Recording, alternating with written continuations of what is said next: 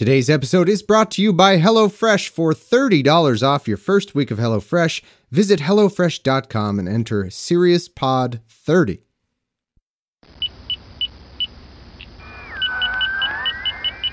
You're listening to Serious Inquiries Only.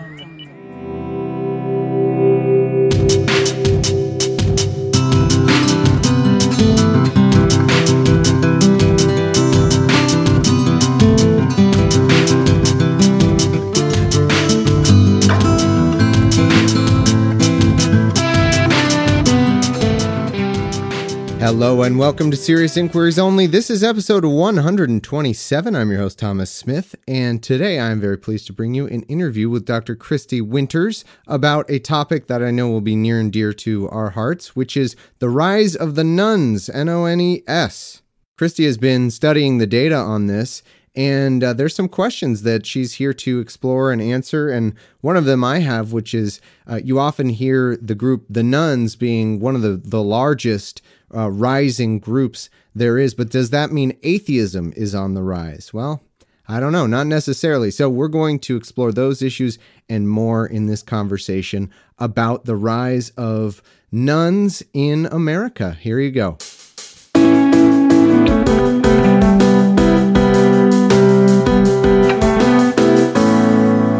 Hey, Christy, welcome back to the show. It's so great to be back, and I'm really happy to be here. So thanks for inviting me.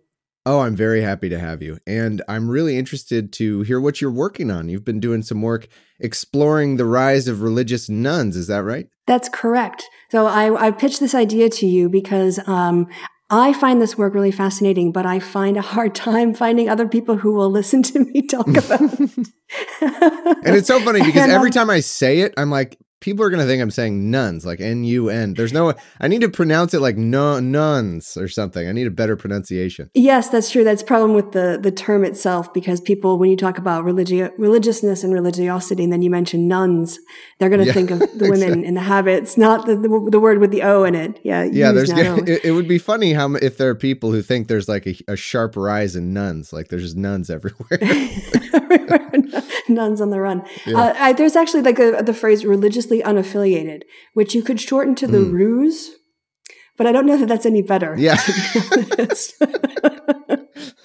We'll figure it out. Anybody in marketing out there, give us suggestions. Yeah. Otherwise we'll have a spike in the ruse. Yeah. What? I've always been really interested in this because I'm curious. A lot of atheists will credit this as atheism on the rise, and I'm never sure if that's exactly true. Like sometimes I wonder if it's just Christians are getting a little more lazy or something like that, where they're just like, That was the attitude I kind of came to this question with as well, because as someone who went from Catholicism into Buddhism into sort of agnosticism and then into being quite a strong atheist, the idea of this, it was thrown around a lot. The rise of nuns or the religiously unaffiliated, Seth Andrews and other people would mention it. Bill Maher mentions it a lot. I think people in leadership, because it is a big deal relative to how much religiosity there has traditionally been in the United States. And because I saw, the Dawkins delusion out there and people talking about this, and you saw the doubling of atheists from like 3 to 6% and things, I kind of had the idea that the religiously unaffiliated were quite unreligious or unspiritual. And when I started to dig into the data and put it all together, I was pretty stunned to find that atheists are still very much a minority. Yeah. Even within the religiously unaffiliated.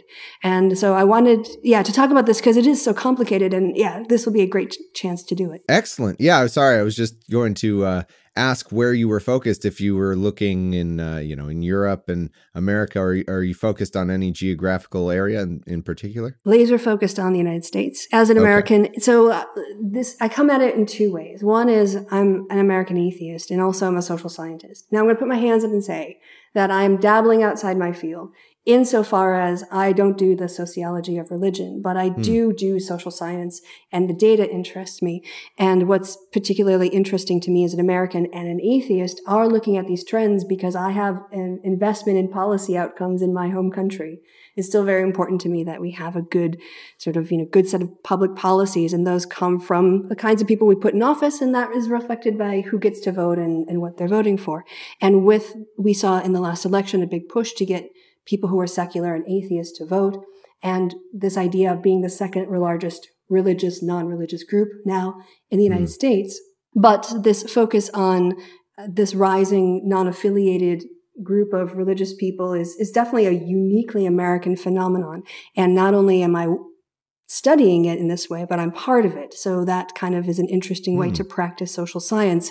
On the one side, there's the activist side of me, and then there's the curious social scientist who wants to understand the phenomenon from a scientific perspective. That's interesting. So nuns being on the rise is you found it's strictly an American thing? Americans are really weird when it comes to how religious they are. And this goes back to, I would say, coming from the tradition of political science, it comes from, one, the fact that we kept Christian battles out of our government from the founding of our nation. And this was hugely important I think, in the way that religion developed. But also with the continued expansion of the country, people were moving away from government. And so they had these social networks, usually built around churches and faith, that sustained them over time. And government caught up later as people moved westward.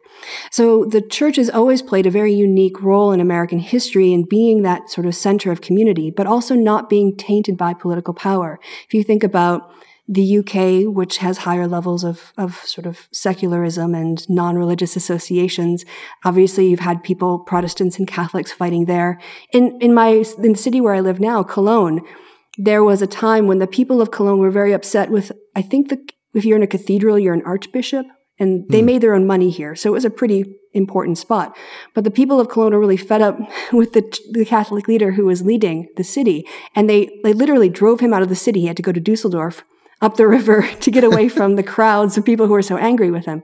And in the French Revolution, the religious class was also very much targeted for destruction and critique, to say the least, by the revolutionaries. So because of the fights between Catholics and Protestants fighting over and then using state power to implement religious beliefs on their population, that had a sort of an alienating effect. And of course, too, in Eastern Europe, you had Soviet influence and a much lower level of religiosity in communist states. So for a lot of reasons, Europe is far less religious than their American peers.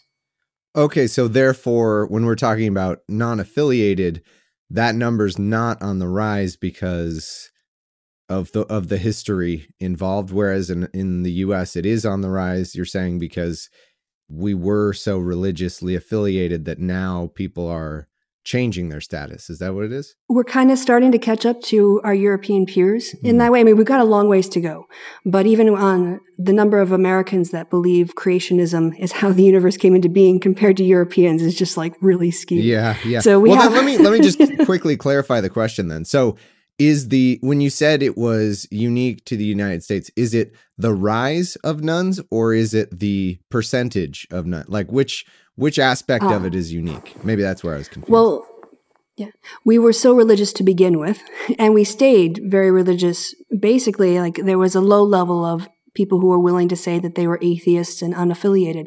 But after the 90s and especially after the 2000s, the rate really went up. And it went up because there was a lot of room because of such high religiosity. So Europe couldn't kind of sustain the sort of spike, trend line because they just don't have as many religious people. Right. So because Americans were religious for so long, we're seeing now a cultural shift, and we're starting to see this, rise of people who don't identify with a particular faith. And that's what I mean when I say the words religiously affiliated. They identify as Hindu or Christian or Jewish or whatever else. Okay, well, interesting. Well, I know you probably wanted to tell us a bit about this project and the origins and what you're doing. So why don't you go ahead and give us the overview here. I really do. I'm such a social science nerd. when I'm not doing things, at work, I still question and want to know more about the social world in my spare time.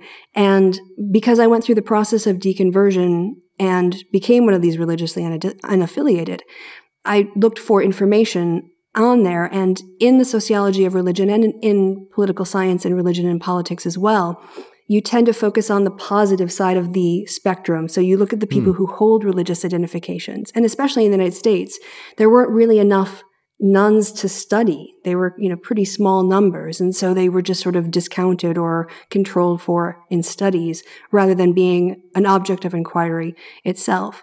And so I didn't find a lot of information on deconverting from religion. So I did a little case study into that on my own, and wish I had more time to do that research, because I did find some interesting patterns on common themes that people experience when they leave religion and go into atheism in particular. But the other part of that too is a political scientist and also as a political activist, I'm interested in the things that drive people's decisions, and his huge influence on people's political attitudes is their religious beliefs or lack thereof. And so it's a natural progression to kind of look at religion or the lack of religion as a way to understand or maybe predict how people will view an issue or which party they will vote for.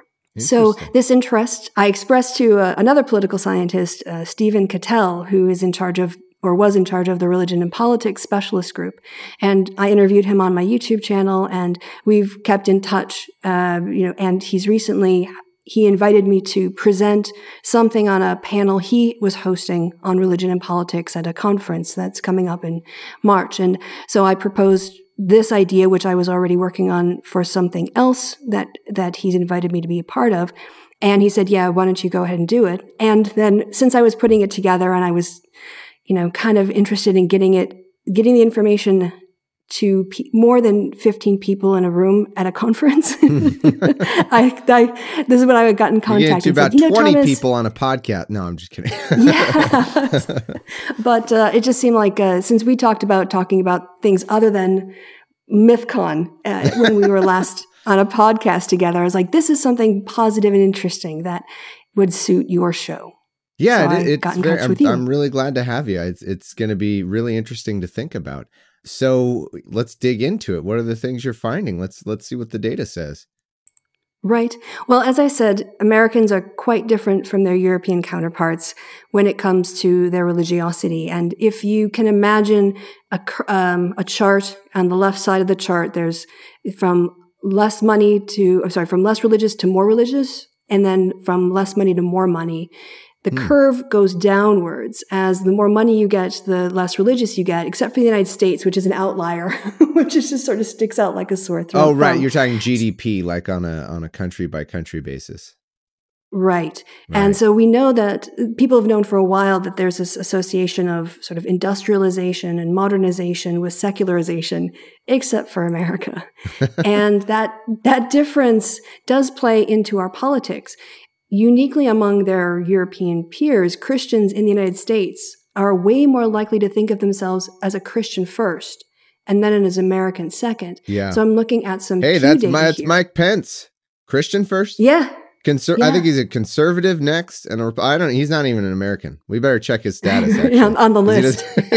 He might get deported by Trump soon, because I think he's a Christian first, a conservative second, and a Republican third. Yes. American doesn't even make the list for Mike Pence. There's so many other identities that are more important to him. Yeah, exactly.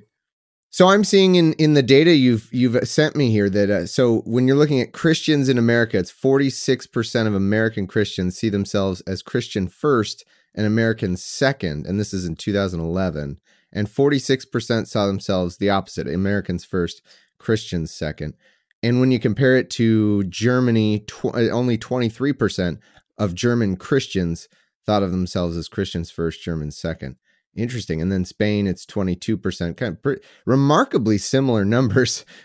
British Christians, 21%, so 23, 22, 21. But then France is always an outlier. 8% of French Christians consider themselves Christian first and French second. So that's, wow, stark contrast there. Yeah, really different. And if you think about, too, another big difference is the people who agree that religion plays a very important role in their lives when you compare America with some of those other countries.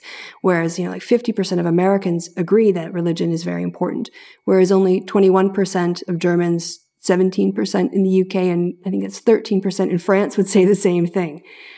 So you just see how not only how their identity, how American Christian identity is quite different, but even like the role that religion plays in people's everyday lives, not just their identity. That's really a big difference. Oh, I'd be curious if they've updated that one. I wouldn't even be surprised if it was more, because like 50 is it seems, and this isn't just Christians. This is just any religion, right?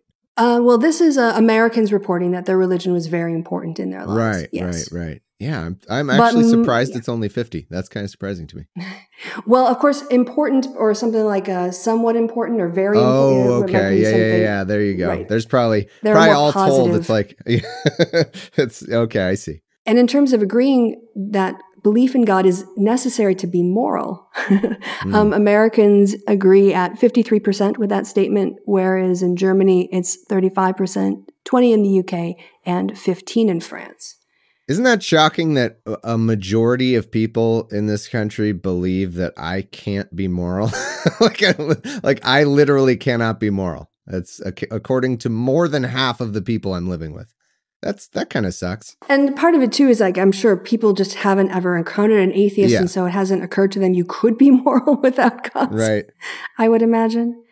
But that's still a pretty shocking statement in the 21st century. Mm-hmm. And this data is from 2011, but that's not that long ago. We're not looking at 1997 data or something. Yeah, it's really interesting. I bet you, short sidebar, as a sociologist, it's going to be fascinating to look at any data post 2016, because of just how fundamental of a split there was. Because when you look at the evangelicals, I'm sure you've seen how that's completely skewed their data. Once Trump was the candidate, it went from like, we need a strong moral leader to, okay, we don't really need a moral leader per se. We don't really need, they just fundamentally just switched on a dime. So I'm very curious in the future. We'll do a podcast 10 years from now. It's going to be funny when we're both talking about how much the data looks skewed for however many years it does. The thing to be watching, I would say, is the cohort effect on millennials and how they compare with other generations, because that will really tell you the extent to which these cultural impacts are seeping into their moral frameworks. Interesting. Over Good time. Point. Yeah. Leading on to that, talking about millennials and this role of religion and politics, and again, bringing it in because I'm a political scientist. When we then think about, like I said, if you think of yourself as a Christian first, that's going to frame how you vote. And I don't know if you saw the focus group with the women who were saying that even if Donald Trump did have an affair with that porn star after his wife had just given birth, God put him in the White House, and this is part of God's plan. Yeah. That's what's so frustrating is like, yeah, okay, you're a Christian first, so therefore you would vote for whoever's the most Christian of a candidate, right? Well, no, just whoever the right says is the most Christian of a candidate. It doesn't actually matter like their actions or their life or anything like that. That's what was so frustrating. But anyway, I'll stop complaining about 2016. No, I'll just throw another thing related to I probably won't. To Roy Moore was the pastor who said, God used sinners like David to accomplish his plan. Oh, so that's right. So that's your get out of jail free card, I guess. That's your, once God used sinners, then you can support anybody as long as the kind of right-wing Christian alliance there decides they're the candidate that God wants. That's the decision. Yeah. Whatever happened, that he's forgiven now. He's sorry. Okay. You're right.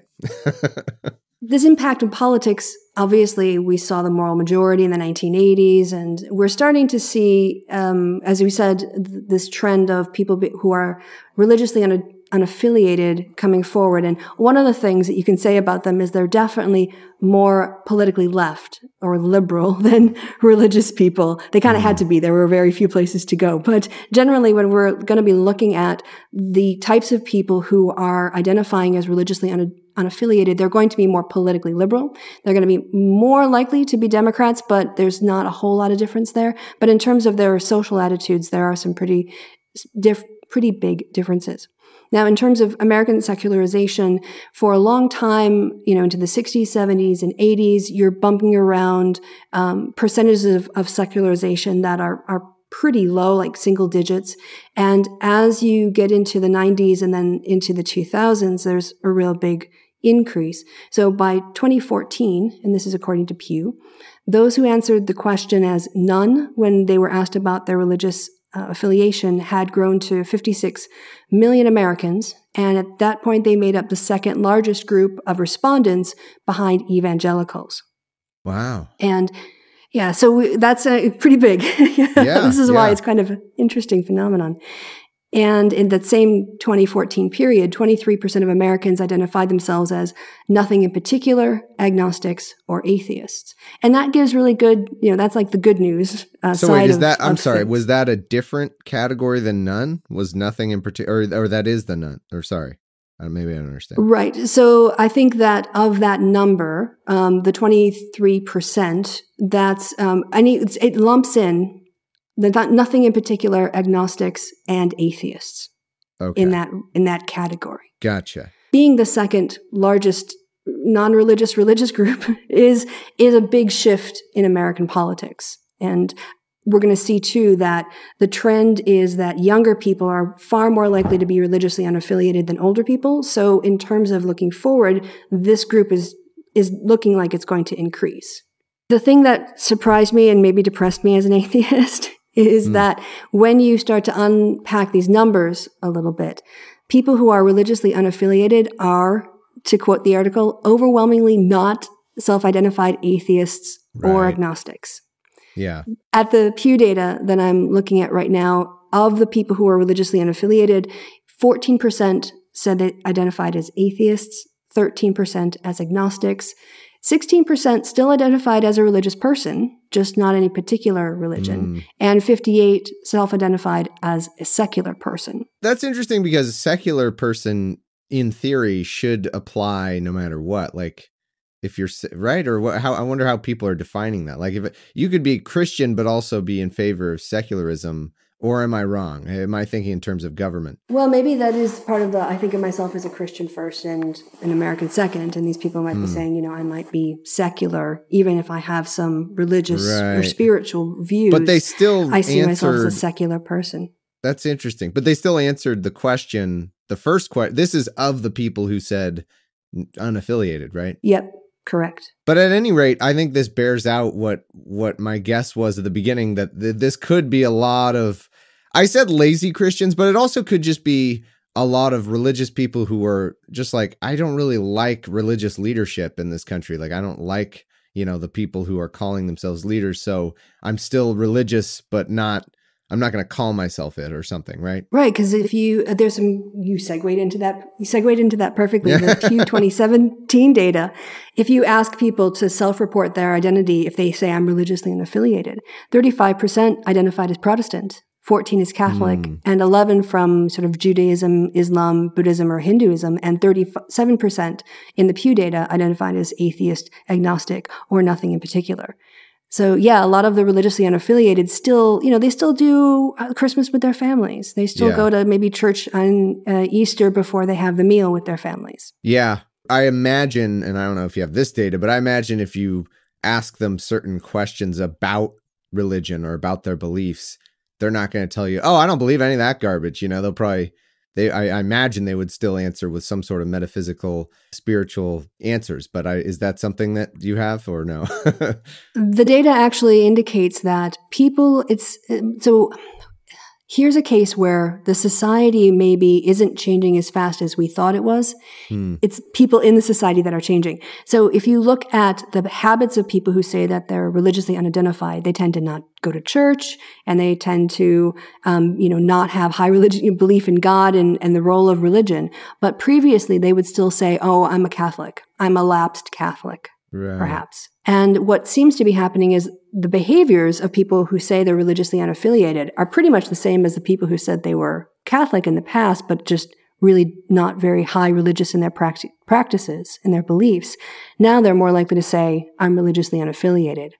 So what are we really capturing here? Is it really this big rise of the nuns, or did post God delusion, did it become more socially acceptable to just say, "Yeah, I'm a spiritual but not religious person"? Yeah. Or alternatively, or kind of going hand in hand with that, I wonder if the display of the Christian right in 2000 and 2008 during the Bush administration, if that also could have just turned people off from association, like not wanting to say like, no, I'm not that. Could be part of that maybe. One of the things that really surprised me, but not much when I thought about it, is that when you look at who are the religiously unaffiliated, there are data on LGBT respondents, and half of LGBT respondents are religiously unaffiliated. Right. It's like one of the largest groups of religiously unaffiliated if you kind of look at demographics. And it's because they've been driven from the religions that they might have been raised in. But yeah, I mean, that's when you look at the kinds of people who are going to be religiously unaffiliated, if you're LGBT on the line, the chances are pretty good that you're probably not an active member of a religion. And if you are, it's probably a pretty liberal one. But yeah, so there's a link there between how we are looking at the numbers, whether or not, like I said, it's really the categories that are changing, or just people are willing to call themselves something else now. Yeah, that's interesting. Yeah, it makes sense that people who would feel alienated would would be willing to say, okay, no, I'm not that. Very much so, yes. When you're sort of driven from your church, you don't necessarily lose your faith or the things that you care about or believe in. You just might not be accepted where you were before. Yeah. So that's one of the things that, I think sociologists will be looking at and paying attention to see, how many more religiously unaffiliated people are willing to sort of come out, as it were. And there are places in the States too where it's more acceptable. Like there's a lot more people in the Northeast than in the South. So there are some geographic roles that this plays in American life and in American politics. I was going to ask you this early on, but then I decided I'd wait to see if it came up, because my uneducated but slightly educated hypotheses that I come up with. I was going to imagine that being a nun would be something that would be more common in California, for example. Whereas, because I've noticed in the past few years that I've started going to atheist conferences and stuff, that, and this is very obvious, but it's, again, the bias that I have, the kind of the blind spot that I have living in California, even though I'm still surprised at how religious it is, the energy for atheism is so much higher in the South.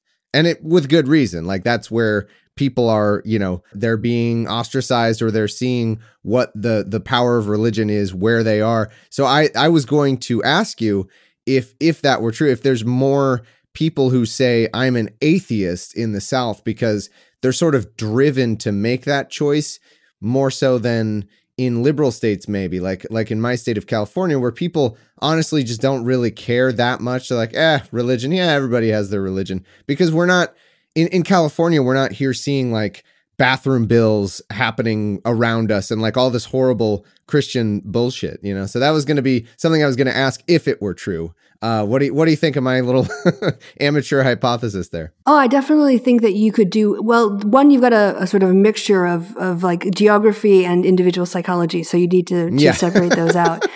But it is definitely the case that Western states and in the Northeast, it's much there's more reporting of being religiously unaffiliated or being an atheist, and that people who are a minority. And when you start to identify as an atheist in the South, you become sort of, consciousness raising experiences, and therefore your identity is far more pronounced. Like Europeans don't get why Americans wear their atheism on their sleeves. Yeah. Just that they don't have to, because that kind of bathroom bills and stuff doesn't really come up in their politics. Yeah, I think I've mentioned it, but if I found it so just educational and interesting when Lydia and I took our Europe trip, gosh, I don't even know, a couple of years ago now, I guess, when I did some meetup. So I decided to meet up with some listeners, and in in France, like I'm just not aware of these things because it's not where I live, and I'm not that worldly, I suppose. But in France, there's just no such thing as like an atheist group. They just do not exist. I literally talked to everyone I met there. I met 6, 7, 8 people. They're probably still listening. Hi, everybody who I met there. They all were there from somewhere else. So they were all like living in France, but they were from somewhere else.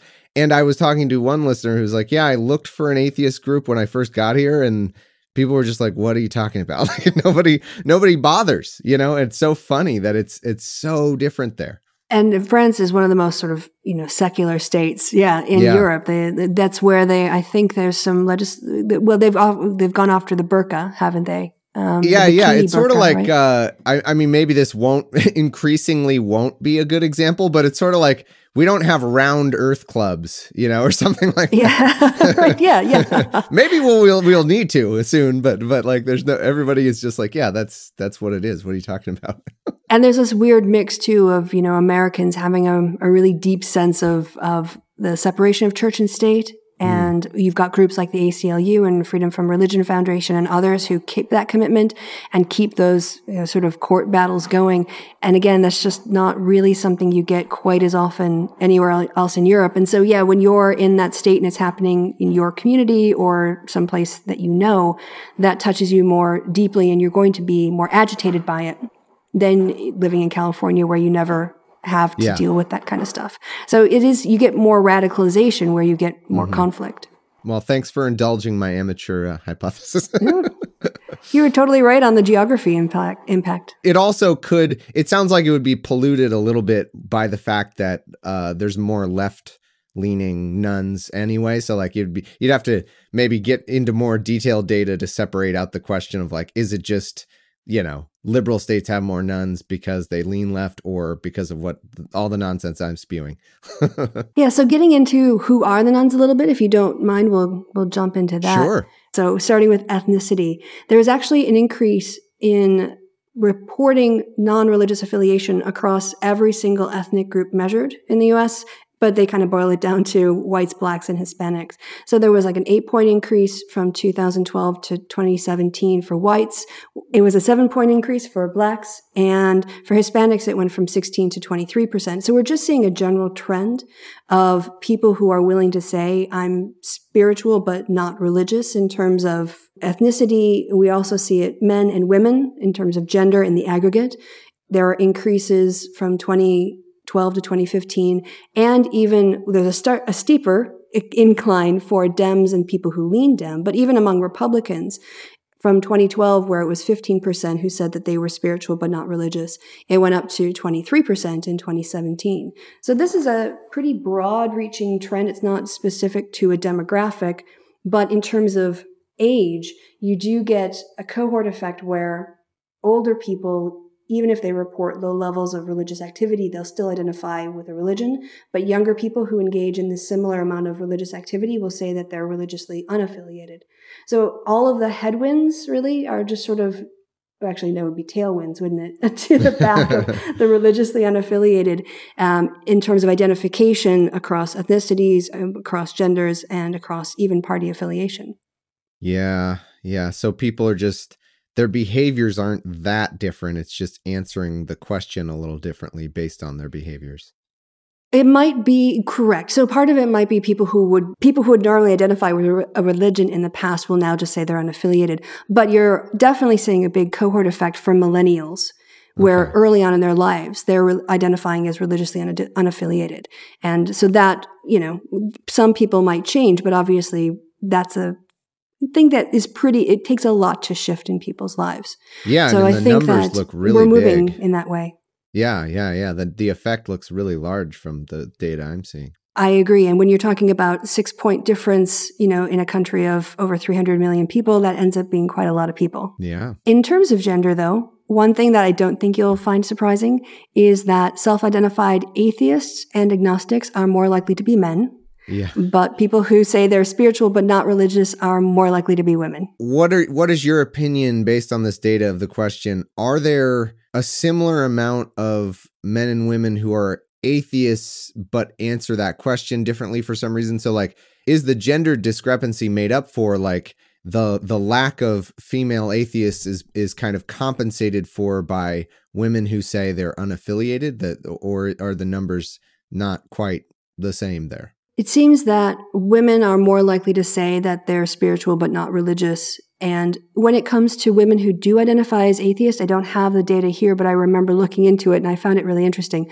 Women who identify as atheists, if you ask them about like how strong an atheist they are or what their kind of beliefs are, they're as atheist as men who say that they're atheists.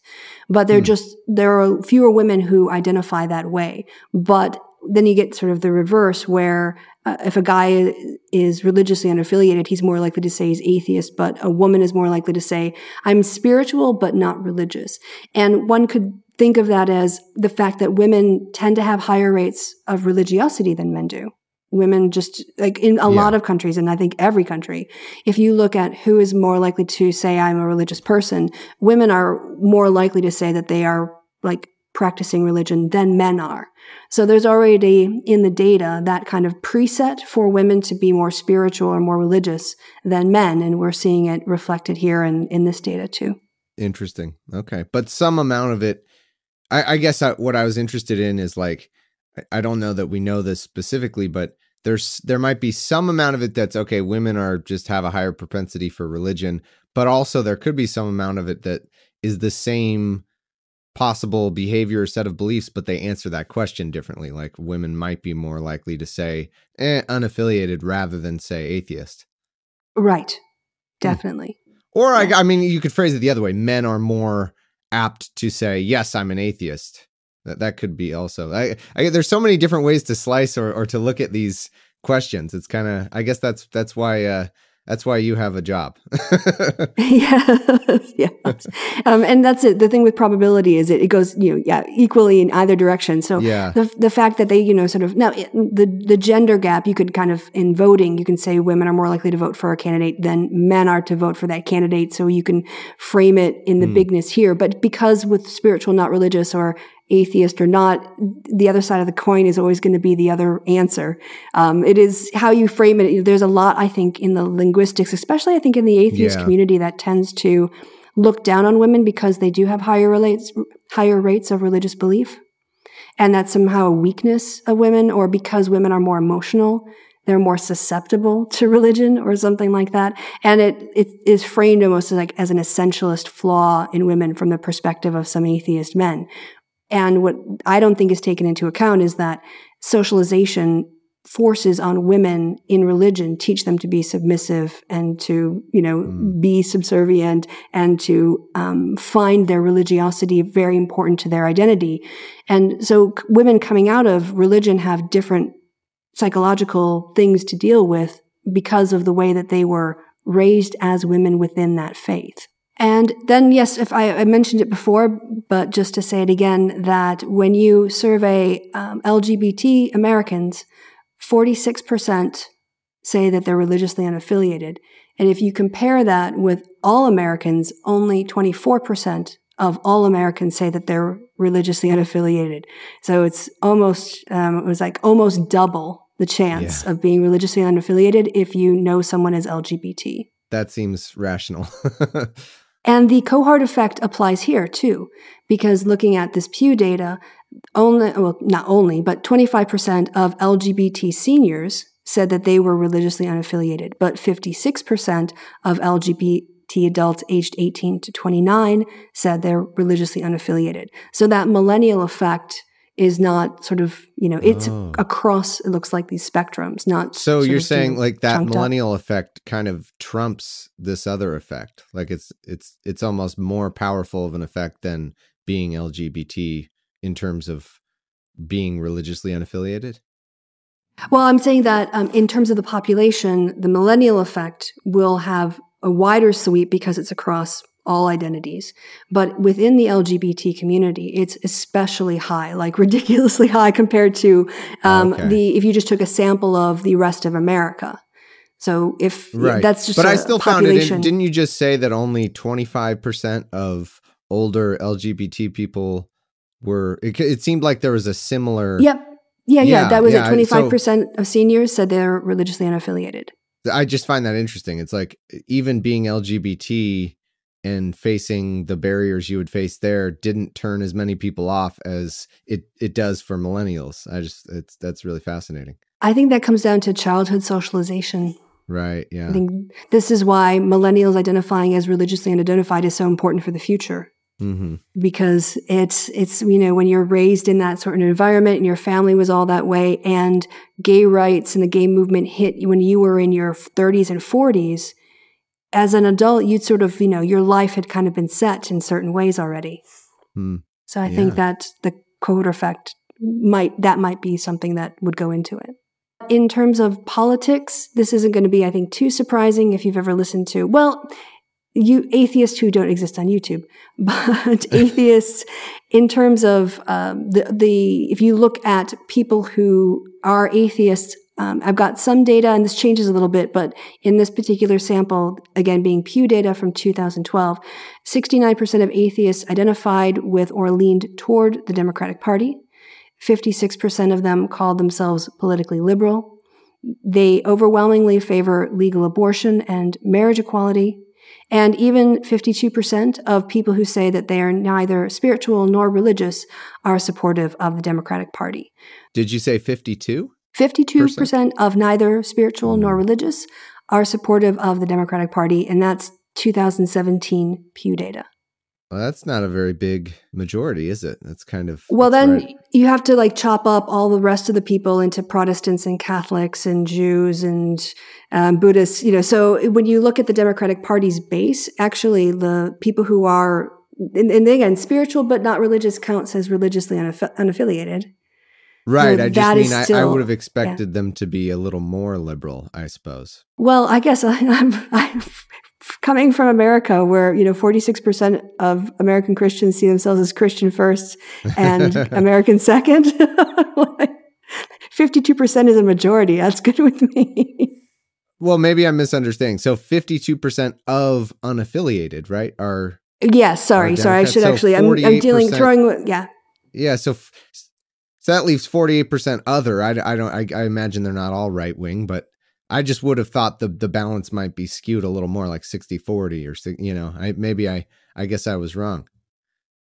Well, there might be Green Party supporters in there. There might be libertarians in there too. I don't know. Yeah, I guess I would have to look more deeply into those numbers. So, and actually, if you were polling in 2012, what you would find is if you looked at which religious category had the highest support for same-sex marriage before marriage equality became the law of the land, it was those people who said no religious identity. They had the highest support for marriage equality. Right. So that push was very much linked to people who are more secular, or at least, not religiously caught up, or people who aren't practicing a particular religious faith.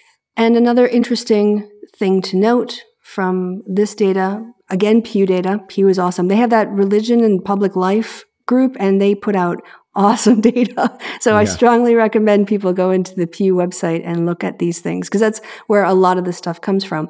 But there is a widening gap in the Democratic and Republican parties in terms of how their members identify.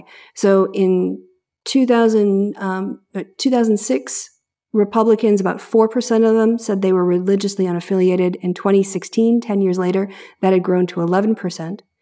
In 2006, for the Democrats, 9%, still single digits for the Democrats in 2006, said they were unaffiliated.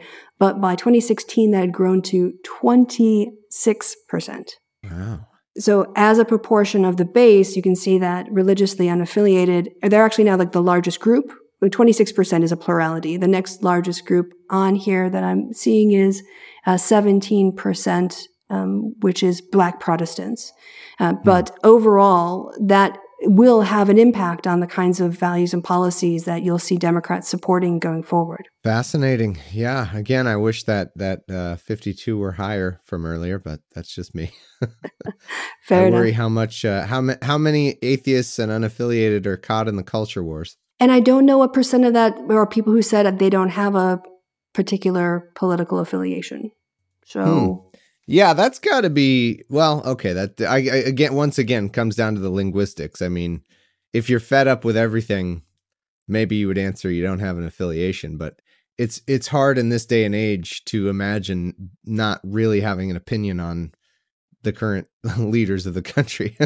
I'm undecided. Yeah, that would be I don't know who those people are. But interesting for me, I think, because I'm now approaching, well, I think I'm well into middle age and looking not too near for my golden years, but I can see now that there's a new generation coming up and that things are going to be progressing beyond me.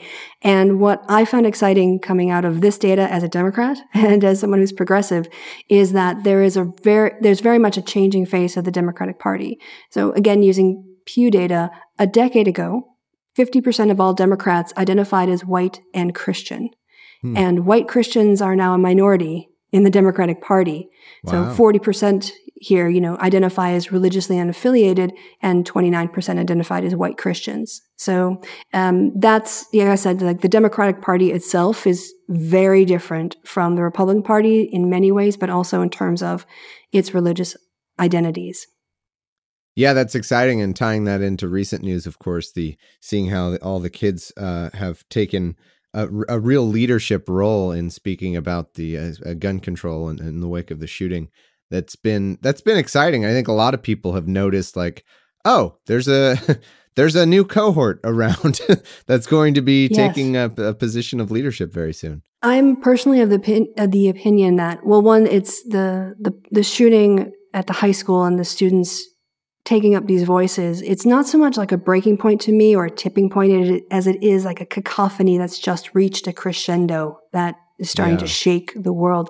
And those students are standing on the backs of Black Lives Matter activism and Mothers Against Gun Violence and people like the Congresswoman Gifford and the work that she's done. So I think there is, they have a whole group of people, groundswell behind them. And they've been watching as well for the last year, people going into the streets and standing up and saying, we're not going to take it anymore. And I think that the resistance itself and seeing the activism and how you can stand up to your politicians and demand something different, those kids, their voices now, they have people who are willing to lift them up. And they have a whole sort of social media and political structure to build on that. And I think that kind of momentum now and all of these voices are making real change, if not in Congress, then at least in cosmetic ways in corporate America, which seems to be the new place where social policy is made. Right. Right. And I do think that I think the excitement will bleed through to 2018 elections. I do have, of course, a branch off topic, but I think people have pointed out, and I think it is kind of sad that a lot of Black Lives Matter activists should have gotten this kind of reception, but it's almost as though I think race does play a big factor in this. It's like it was a group of kids who, yes, they're awesome kids and they're well-spoken and they're precocious and they are, what they're doing is great and everything. But it's like, it was almost a group that was so, normalized in our country that it was unassailable, like there wasn't an easy, Black Lives Matter terrorists and that kind of like racist smearing. It wasn't easy to smear them because demographically and what they're going for, there wasn't a lot of racial tension in it. It was a very wide ranging set of goals that wasn't so easy, even though, by the way, the right still tried to dismiss them in disgusting ways and claimed they were actors and everything. But yes. I think it just didn't take because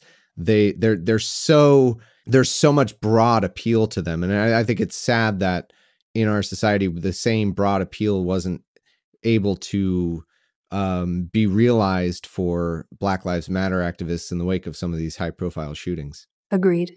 I think there are a lot of people who have, very sadly, they have places on that stage and stories to tell. And the kids that are taking the lead now, their voices are being heard. But I think we always have to keep the long list in mind, and not just of school shootings, but of unarmed people who are executed by the police wrongly as well, as part of the gun problem. I know that it's quite convenient for Trump to try to parse this up into school shootings and treat this like it's a school shootings issue and a gun school safety issue. But it's a shooting issue. It's a guns issue. It's a culture issue.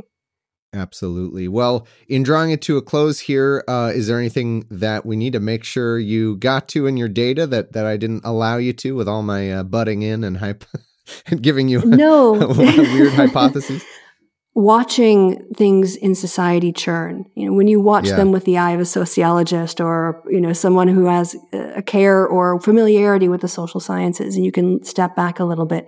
This is a very interesting, to use that term in sort of all of its connotations, time to be alive in America and to watch this change as we really come into the body of the 21st century. We've kind of done the first part of the 21st century. Now we're looking to, 2020 and what is life going to be like. And by looking at these attitudes, looking at millennials, what they think, you can start to see the contours of what the political discussions are going to be going forward. And that to me is what's exciting about analyzing data, the snapshots we get, and also the fun of maybe making some predictions going forward. So I think we've covered more than enough to overwhelm anybody who tries to listen. And I want to thank you for the opportunity to geek out on your show.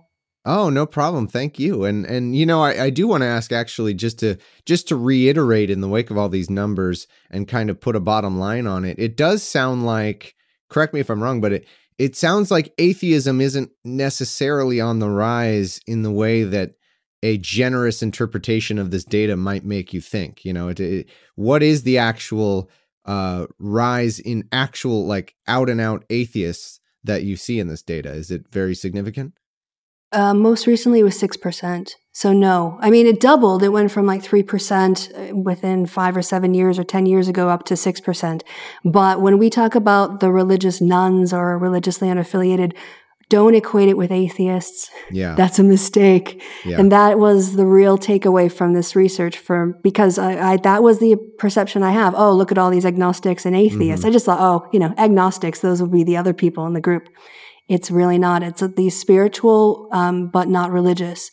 And they are the religious nuns, and they are the people with the attitudes that are going to have way more impact because of their numbers than however many loud atheists there are. Very interesting. And I suppose it's a battle to, in some ways, I mean, there's a lot going on here, but one thing going on is it might be a battle to court these religiously unaffiliated, because if religious institutions adapt and maybe change and do outreach, maybe they will claim some of them back, and I think it'll be up to atheism as a group, as a movement, to make itself palatable and make itself presentable and fight for some of these hearts and minds. What do you think? Oh, wow. Way to segue into the problems of the Me Too movement in the atheist community. Because you're right. New podcast. People, the market, if you want to look at who are the people most likely to say I'm spiritual but not religious that could be moved over to atheism, they're women. There you go. Okay. You saw the data. With that in mind, maybe topic for a future show, huh? That would be a very interesting topic for a future show, how to market atheism to women to kind of attract people from the spiritual but not religious all the way into open atheism. Yeah. What kind of community? To be fair, I think plenty of women have already answered that question, which is like, stop sexually harassing us and start believing us when we say we've been sexually harassed. That's one easy, quick answer. Really easy way to make a big improvement is take a leadership role on sexual assault and harassment accusations that are credibly leveled against members of the community. Yeah, that should be the basics. That should be step one. And honestly, that should be assumed. Yeah. I don't really think that shouldn't be a battle we're even having. If you're a humanist, that shouldn't be a discussion to debate, Oh, man. Well, so much to talk about in the future. Thanks again, Christy, for coming on. It's been a pleasure, and I learned a lot. And thank you. It was really great to talk to you again. point people to where they should go to find more about you, your YouTube channel, all that stuff. Right. I'm a feminist on YouTube. So what you don't want to do is just put in Christy Winters and click on the first video you see. What you'll have to do is put in Christy Winters' channel, and you can go there and see the various things that I've put up on my channel. I haven't posted it yet, but I did have a conversation with several friends who are polyamorous, and that was a fascinating conversation. I learned so much. So if you want to go check that out, please go to my channel, and then you can go check out the people who actually had the conversation, because I was the one non-poly person there to ask really obvious questions. So. Oh, that's interesting. It'll be a chance to learn more about that. But thank you again. Have a great evening, and we'll be in touch again soon, I'm sure. All right. Thanks again, Thomas.